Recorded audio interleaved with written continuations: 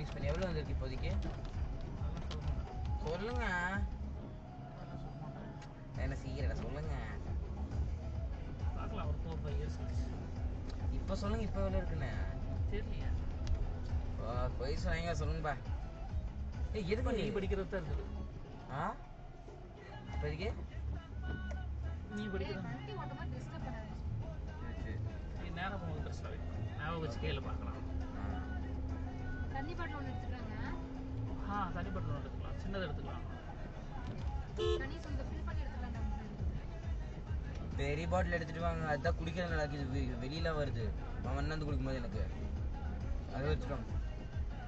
ஆமா அப்படி 10 கிலோ இருக்கலாமா? இருக்க முடியாது. நாளைக்கு தான் போய் செய்ய மாட்டேங்குது இந்த காரு.